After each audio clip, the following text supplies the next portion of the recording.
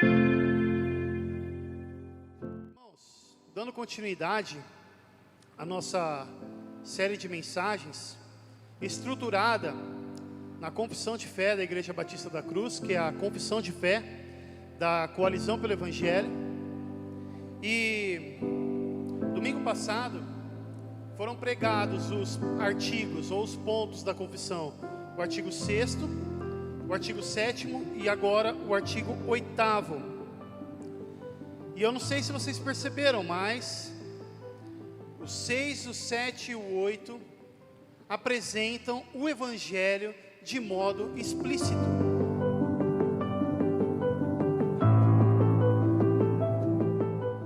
Romanos capítulo 3, versículos do 23 ao 26, diz assim a palavra do Senhor: Pois todos pecaram e carecem da glória de Deus, sendo justificados gratuitamente por sua graça, mediante a redenção que há em Cristo Jesus, a quem Deus apresentou como propiciação no seu sangue, mediante a fé. Deus fez isso para manifestar a sua justiça, por ter Ele, na sua tolerância, deixado impunes os pecados anteriormente cometidos, tendo em vista a manifestação da sua justiça no tempo presente, a fim de que o próprio Deus seja justo e o justificador daqueles que têm fé em Jesus. Vamos orar.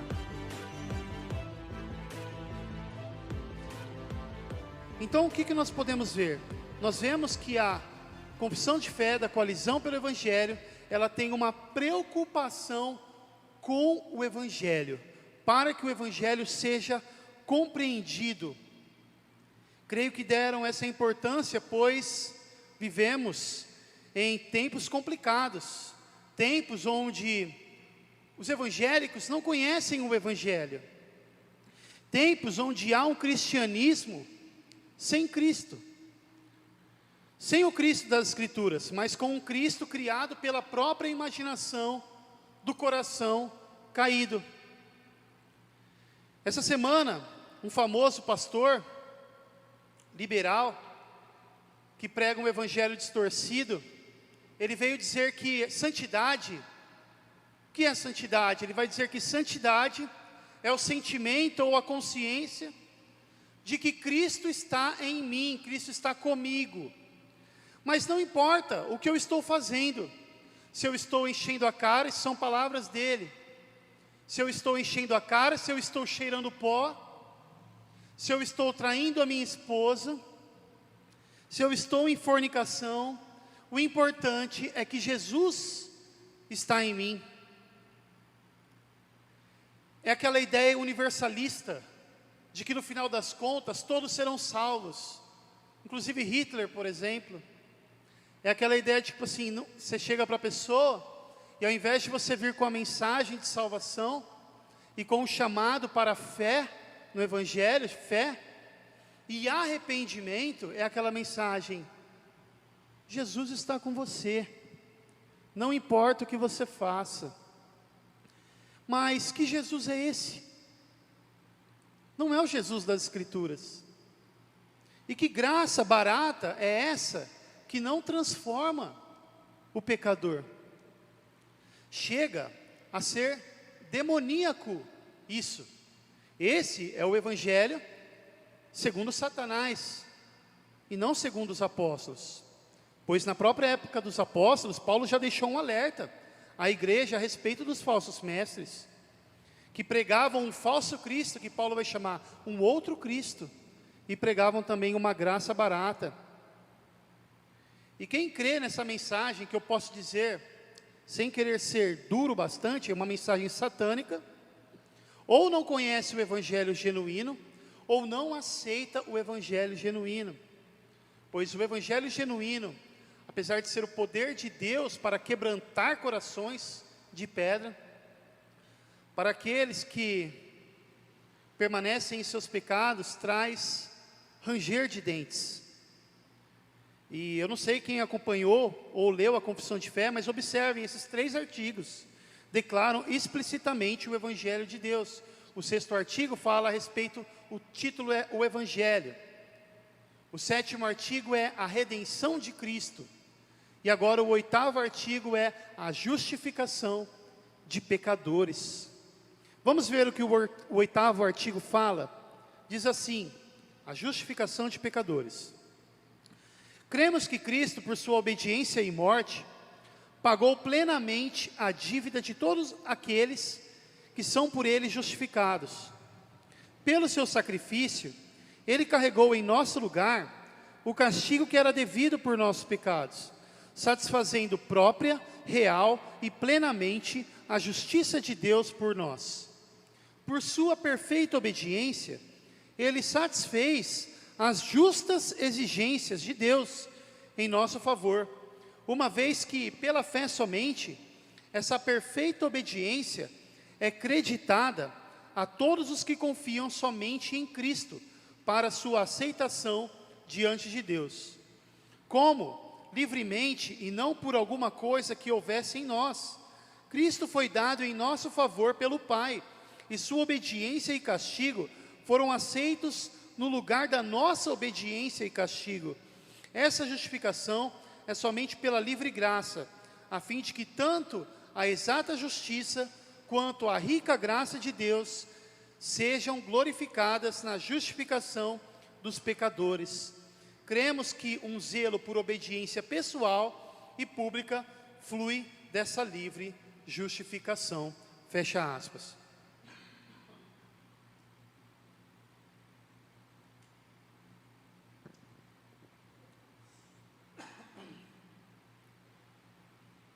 Um certo rabino, chamado Harold Kushner, é um escritor best-seller, uma espécie de rabino coach. Ele escreveu um livro que vendeu bastante, e esse livro chama Quando Coisas Ruins Acontecem com Pessoas Boas.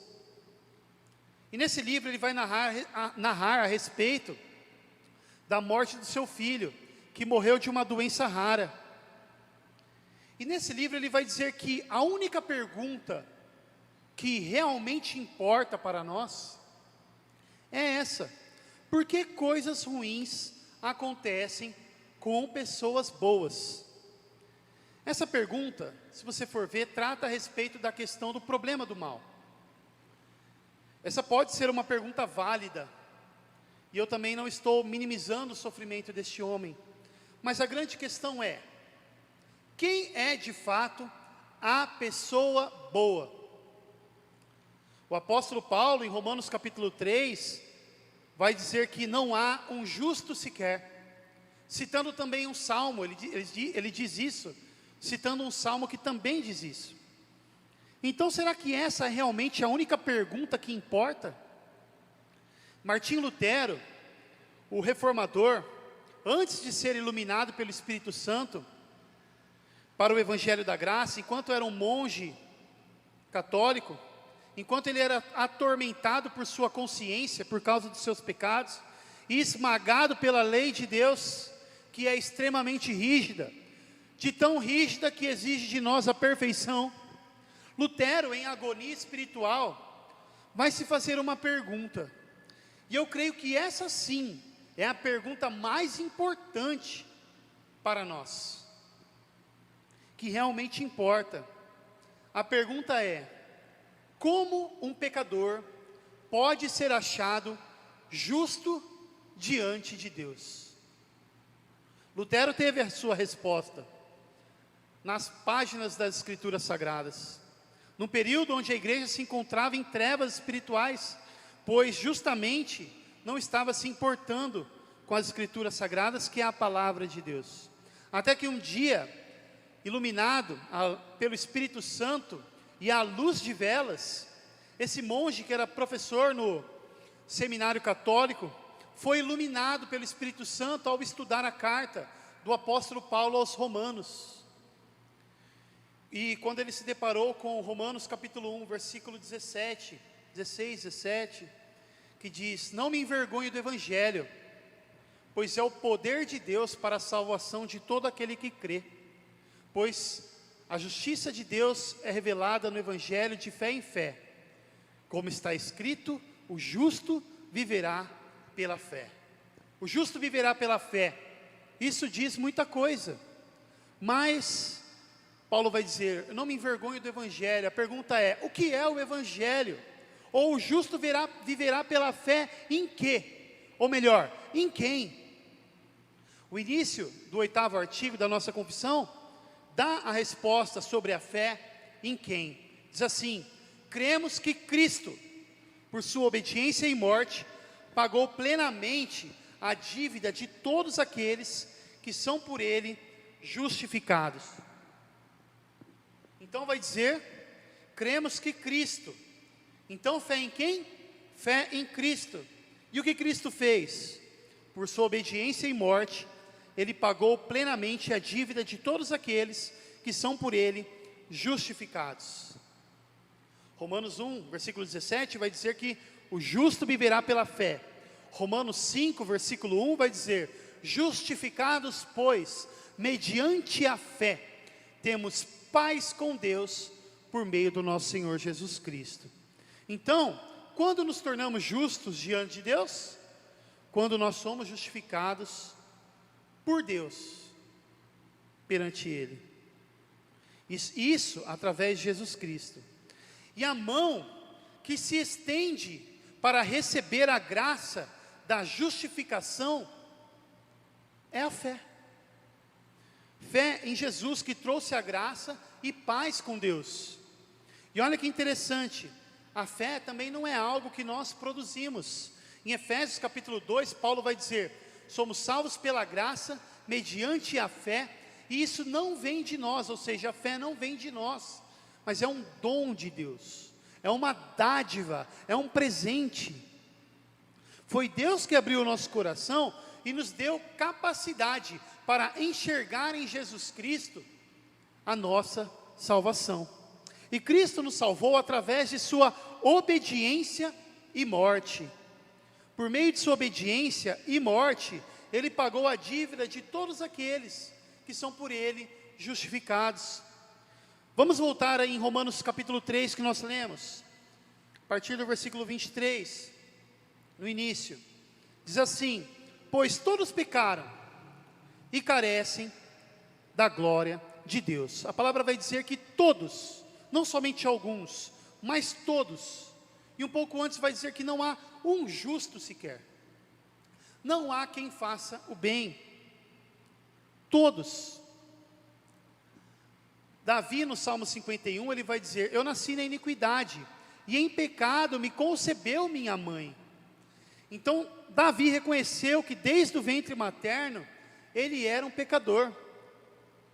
Essa é a má notícia do pecado. Nós nascemos com essa corrupção da nossa natureza. Há quem pensa que bebês nascem puros, pequenos anjinhos. E só depois, por meio da imitação, por meio do exemplo que ele recebe, aí sim ele se torna pecador. Mas não. Eu fico olhando, por exemplo, para minha filha, Noemi, que tem 1 ano e 4 meses. A gente trata ela com todo carinho, mas a gente vê que quando a gente fala não, para o bem dela, ela está com a mania agora de bater a cabeça nas coisas. Ela começa a bater nas coisas. Ela, só para você ter uma ideia, ela se joga no chão. A gente falou não, ela se joga no chão, mas ela é tão malandra, que esses dias ela ia se jogar no chão, só que em vez de se jogar no chão duro, ela deu uns passinhos e se jogou no tapete. Então nós já vemos já a corrupção da natureza, o egoísmo. Então todos pecaram. E nós, a palavra vai dizer, os que estão em Cristo, somos justificados gratuitamente. Ou seja, esquece aqueles louvores que dizem, eu paguei o preço para morar no céu. Você pagou o preço para morar no céu? Com o quê? Com suas obras? Que a palavra de Deus vai dizer que mesmo as suas melhores obras já são maculadas, manchadas de pecado. Não, mas por sua graça, na continuação do texto. E graça significa favor imerecido. Nós não merecíamos e não tem como nós conquistarmos. Pela graça, mediante a redenção que há em Cristo Jesus. Redenção é um termo de salvação, um sinônimo para a salvação nas Escrituras, mas também é uma palavra que significa liberdade da escravidão do pecado, da escravidão da morte. E Cristo Jesus, a quem Deus apresentou como propiciação no seu sangue, mediante a fé. É tão bom a gente compreender o que significa a propiciação, porque hoje em dia há teorias que são trazidas pela teologia liberal, e eu creio que esse pastor que falou essa grande besteira essa semana, ele crê nessa teoria, que é a teoria do exemplo. Cristo, ele não veio de fato para expiar os nossos pecados, para morrer pela nossa culpa, para ser punido pelo nosso pecado, mas ele veio apenas para dar um exemplo de amor, um exemplo de que ele se importava com os outros. E ele morreu como uma vítima, ele morreu lutando contra o sistema. Nada disso. O próprio Cristo disse: eu entrego a minha vida e eu tenho poder para reassumi-la. Então, o texto vai dizer: Deus o Pai o apresentou. Em João 3,16 vai dizer que pode significar a mesma coisa. Deus o deu, o entregou por nós para a cruz. E acima de nós, que nós não somos o objetivo último de Cristo vir na cruz, o entregou para a glória de Deus, para que a justiça de Deus e o louvor da glória de sua graça sejam manifestos. O apresentou como propiciação. Eu falei na mensagem passada o significado de propiciação e expiação. Deus é o objeto da propiciação, ou seja, a morte de Cristo em nosso lugar,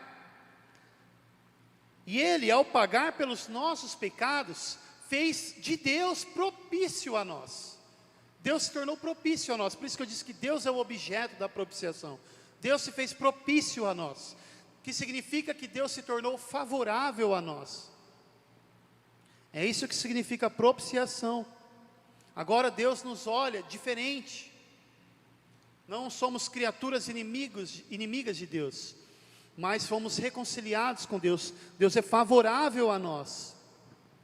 E agora sobre expiação. Sobre a expiação, nós somos o objeto da expiação, porque é o nosso pecado que foi expiado de nós e colocado sobre um substituto, que assumiu o nosso lugar no banco dos réus, simbolizando que a nossa culpa foi levada para longe de nós. Assim como vai dizer o Salmo 103, versículo 12, que diz: como o Oriente está longe do Ocidente, assim o Senhor afasta de nós as nossas transgressões. Podemos não dar muita atenção a essa distância entre o Ocidente e o Oriente, mas quando nós não temos uma noção de distância, mas é uma distância enorme. E o salmista usou essa distância, essa figura de linguagem, que é uma metáfora, para expressar a distância de nossas transgressões de nós, através de Jesus Cristo, que levou as nossas transgressões para o madeiro e morreu por nós, expressando assim que a nossa transgressão não é mais contra nós, porque Cristo não somente expiou o nosso pecado, levando para longe de nós, mas Ele levou para longe de nós, porque vamos ver que Ele morreu fora dos portões da cidade, simbolizando o bode expiatório, o animal do sacrifício cerimonial, do sacrifício sacrificial do Antigo Testamento, simbolizando porque Cristo ele morreu fora dos portões de Jerusalém.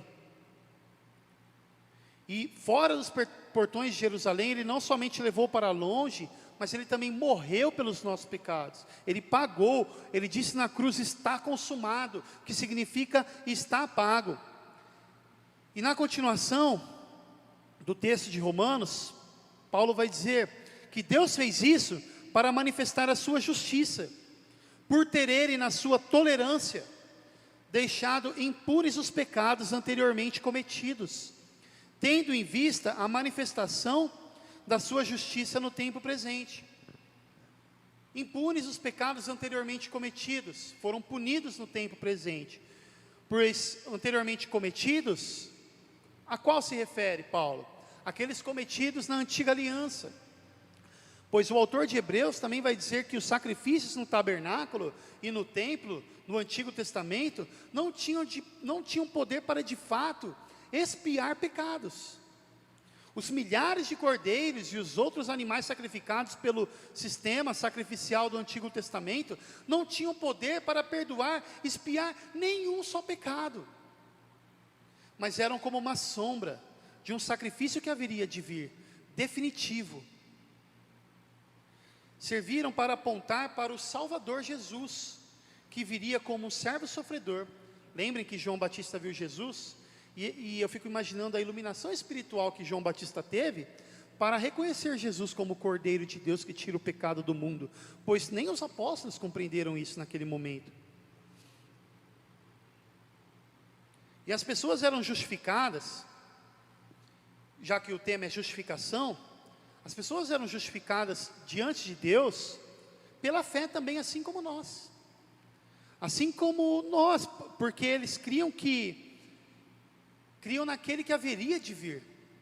Eles levavam um animal para ser sacrificado pelo sumo sacerdote, com fé de que aquele animal simbolizava a sua culpa sendo expiada. E eles também, com fé, olhavam para aquele que haveria de vir. Por isso que a cruz de Cristo foi o modo de Deus manifestar a sua justiça no tempo presente. E quando o Paulo vai dizer no tempo presente, ele está querendo dizer a respeito da nova aliança. Deus manifestou a sua justiça. Cristo morreu pelos pecados cometidos antes de sua vinda, pelo seu povo, os pecados do seu povo. Aí vai terminar dizendo, a fim de que o próprio Deus seja justo e justificador daqueles que têm fé em Jesus. Aqui está a resposta para a grande pergunta: como um pecador pode ser achado justo diante de Deus? Aqui está a resposta. Pois se Deus é santo e não tolera o pecado, como é que um pecador pode ser achado justo diante de Deus? Somente se Deus justificar. E como Deus é um justo juiz e não pode deixar de punir o pecado, Ele puniu o nosso pecado na pessoa do nosso substituto, do nosso representante, do seu Filho Jesus Cristo, que se ofereceu por amor a nós e para a glória de Deus Pai. Ele não foi coagido. O pacto de redenção foi um pacto entre as três pessoas da Trindade, Pai, Filho e Espírito Santo. Cristo morreu para a glória do Pai, para manifestar a sua justiça, para manifestar o louvor da glória de sua graça. Então na cruz, Deus foi ao mesmo tempo justo e justificador. Justo ao punir o pecado e justificador ao nos justificar. Eu fico impressionado, meus irmãos, com o plano de redenção. Eu fico contemplando essa maravilha. Como que Deus, Ele resolveu algo que poderia ser esse grande dilema, podemos assim dizer, porque nós nunca teríamos essa grande sabedoria, jamais. Como que Ele resolveu esse dilema? Paulo vai dizer em 1 Coríntios capítulo 1, que a mensagem da cruz, ela pode ser loucura ou insensatez para aqueles que perecem, mas para nós que estamos sendo salvos, é o poder de Deus. Então a cruz é o poder e sabedoria de Deus. Lá que Deus resolveu esse dilema de ser justo ao punir o pecado e ainda assim ser misericordioso conosco ao nos justificar. A imagem de Cristo pregado em fraqueza é mais poderosa do que toda a força do universo, do mundo, desse mundo caído, dos poderosos do mundo. Aquele homem pregado, carpinteiro de Nazaré, pregado nu no madeiro, é o que sustenta todo o fundamento. Isso é um absurdo para os que perecem. Paulo vai dizer que é um absurdo para os que perecem, é a maior de todas as sabedorias. Voltando agora ao artigo da confissão, o que vai dizer mais a respeito disso? Vai dizer: pelo seu sacrifício, ele carregou em nosso lugar o castigo que era devido por nossos pecados, satisfazendo própria, real e plenamente a justiça de Deus por nós. Então vai dizer que o seu sacrifício, seu ato de se oferecer por nós, foi um ato de obediência. Paulo vai dizer isso. Vocês lembram que em Filipenses capítulo 2, Paulo vai dizer que Cristo Jesus foi obediente até a morte, e morte de cruz. Por isso também Deus o exaltou sobremaneira, e lhe deu o nome que está acima de todo nome, para que ao nome de Jesus Cristo todo joelho se dobre, no céu, na terra e debaixo da terra, e toda língua confesse que Jesus Cristo é o Senhor, para a glória de Deus Pai. E essa obediência de cruz, de morte de cruz, é conhecida como a sua obediência passiva. Ele se entregou por nós, e sua vida de obediência perfeita à lei de Deus, cumprindo plenamente, perfeitamente a lei de Deus, é conhecida como obediência ativa, porque Cristo não somente nos salvou através de sua morte, mas também através de sua vida, porque Ele viveu perfeitamente a lei de Deus em nosso lugar. Ele nunca pecou.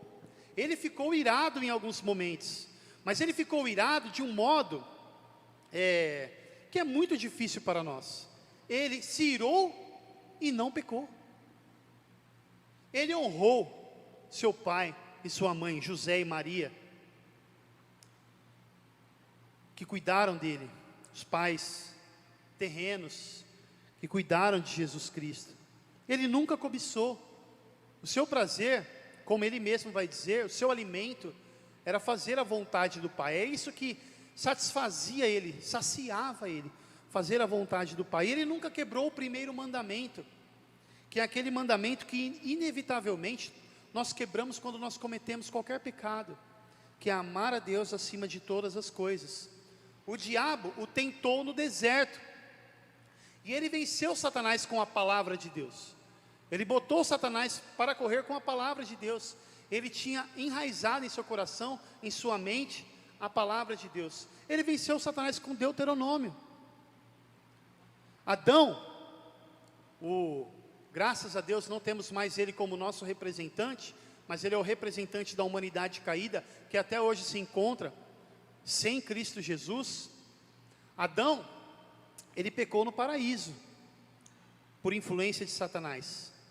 Cristo venceu Satanás no deserto, desfalecendo de fome, após 40 dias sem se alimentar, e ainda assim, ele não pecou, não tentou a Deus, e não prestou também adoração a Satanás, quando Satanás prometeu para ele todas as riquezas e poderes do mundo. Que loucura, né? Satanás prometeu algo assim, sendo que Cristo, Ele é dono de todo o cosmos, tudo pertence a Ele. Ele foi um agente na criação, ao lado do Pai e do Espírito Santo. Deus Pai, Criador do céu e da terra, criou através de Jesus Cristo. Não somente criou, mas Jesus Cristo também sustenta todo o universo. Que o Deus triuno seja exaltado. Então, a vida perfeita para com a lei de Deus é chamada de obediência ativa. Porque eu vou dizer uma coisa, não deve ter sido fácil. Não deve ter sido fácil. Embora eu creia que seja impossível que Jesus pudesse pecar, há um debate a respeito disso, né? Embora a grande maioria crê que é impossível, porque Cristo é o Deus Santíssimo. A palavra vai dizer que, apesar disso, a palavra vai dizer que Ele foi terrivelmente tentado. A palavra vai dizer que Ele sabe o que é padecer, e Ele cresceu, evoluiu em obediência através do sofrimento. O sofrimento foi tanto que Ele suou gotas de sangue.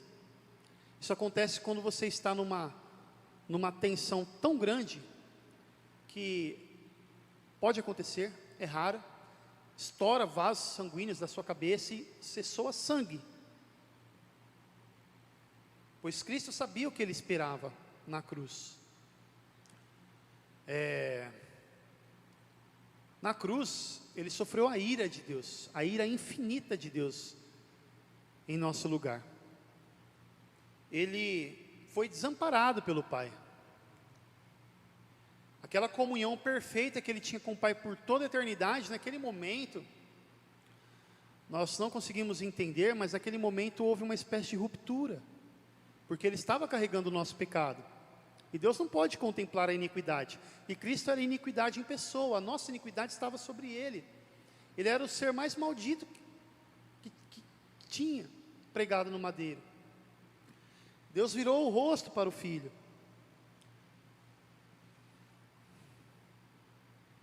Por isso, ele se compadece de nós. Ele sabe o que é padecer. Ele é o nosso sumo sacerdote que intercede por nós, pois ele sabe o que nós passamos. Ele conhece as nossas fraquezas. Por isso que nós podemos nos chegar ao trono da graça, sabendo que Cristo sabe o que é padecer. E ele intercede por nós e nos representa. Aí o artigo da confissão continua dizendo: por sua perfeita obediência, ele satisfez as justas exigências de Deus em nosso favor. Uma vez que, pela fé somente, essa perfeita obediência é creditada a todos os que confiam somente em Cristo para a sua aceitação diante de Deus. Ou seja, quando nós depositamos a nossa fé nele, que é aquele momento que a gente é regenerado, recebe, que é a regeneração que vai nos trazer vida espiritual e abrir nossos olhos para nós irmos para Cristo, vai nos trazer também convicção de pecado, isso através do Espírito Santo. Nesse momento, quando nós corremos para Cristo como nosso Salvador, a justiça de Cristo, de sua obediência ativa e passiva, é creditada em nossa conta. Quando nós depositamos a nossa confiança nele, ou melhor, quando nós nos rendemos a ele, como nosso Salvador. Nesse momento, acontece um ato, e não um processo, acontece um ato judicial sobre nós. Um ato forense. Nós somos declarados definitivamente justos diante de Deus. Diferente da santificação, que é um processo. A gente vai sendo santificado após o início da nossa vida cristã. Após a justificação, a santificação ela é um progresso, é algo progressivo. Ao contrário disso, a justificação é um ato. Nós vemos isso em Gênesis 15. Vai dizer que Abraão, quando foi chamado por Deus, ele creu. Apesar de todas as circunstâncias apontarem contra, tipo assim, se você for olhar para as circunstâncias, Abraão, um cara velho, já Deus prometeu que ele teria uma descendência enorme, sendo que a sua mulher ainda, além de ser também de idade avançada, ainda era estéril. Abraão creu na promessa, creu na palavra de Deus. E é de Abraão que Jesus Cristo descende, segundo a carne. Vai dizer que Abraão creu em Deus, e isso lhe foi imputado, ou seja, creditado como justiça na conta dele. E nesse momento, quando nós cremos, nós somos selados com o Espírito Santo, que é o penhor da nossa herança. É a garantia da nossa vida eterna. Nós estamos seguros nas mãos do bom pastor. Continua dizendo o artigo: como livremente, não por alguma coisa que houvesse em nós. Cristo foi dado em nosso favor pelo Pai, e sua obediência e castigo foram aceitos no lugar da nossa obediência e castigo. Essa justificação é somente pela livre graça, a fim de que tanto a exata justiça quanto a rica graça de Deus sejam glorificadas na justificação dos pecadores.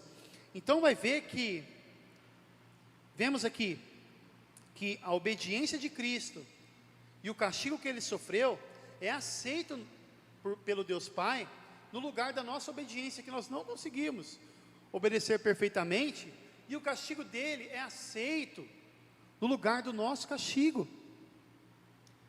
E tudo isso, essa graça foi dada a nós livremente, não porque Deus viu algo de bom em nós, não como se Deus, antes da fundação do mundo, que vai dizer que nós somos eleitos antes da fundação do mundo, Ele falou assim: vou dar uma olhada lá no futuro, vou ver quem vai crer, vou ver quem merece, eu vou eleger essa pessoa para a salvação. Não, pois se Deus vai olhar no futuro, quem colocou o futuro? Mas livremente, livre graça,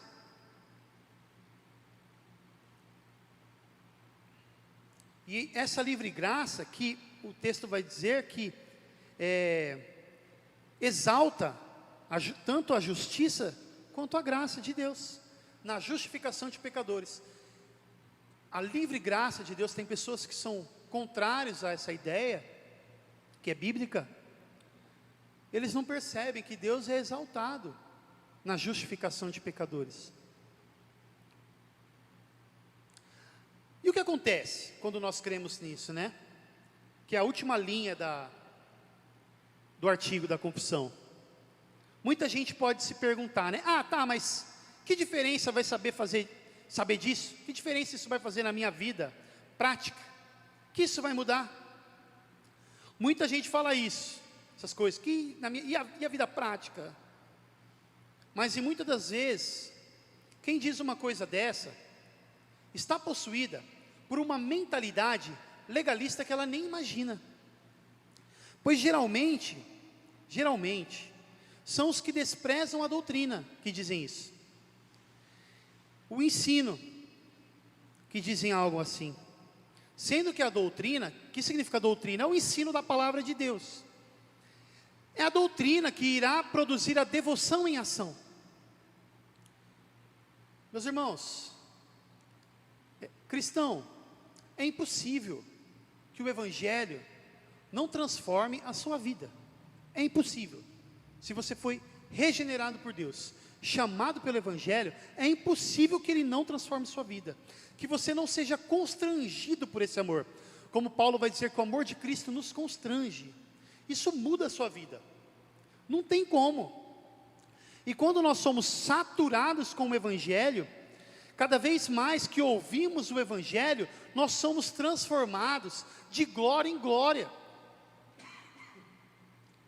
Voltando, lembrei de Lutero. Uma vez perguntaram para Lutero, por que ele sempre prega a cruz? Porque ele sempre traz o Evangelho nas suas pregações. Aí Lutero respondeu, porque nós sempre nos esquecemos do Evangelho. Nós sempre nos desviamos do Evangelho, que transforma a nossa vida e produz ação. Por isso que a ceia do Senhor também foi instituída, porque é o Evangelho visível. Nós somos alimentados com o Evangelho, espiritualmente. Toda vez que nós ouvimos o Evangelho, nós somos impactados, transformados. E essa boa notícia, o Evangelho, é a boa notícia graciosa de Deus para nós. De modo que, mesmo se todas as pessoas nos abandonem, o salmista vai dizer que, ainda que meu pai e minha mãe me abandonem, o Senhor jamais me abandonará. Ainda que nós sejamos órfãos de pai e de mãe, a palavra vai dizer que nós fomos adotados por Deus. Nós chamamos Deus de Pai. Nós estamos seguros em Cristo. E crendo nisso, na nossa justificação, é o que acontece, que é a última linha do artigo.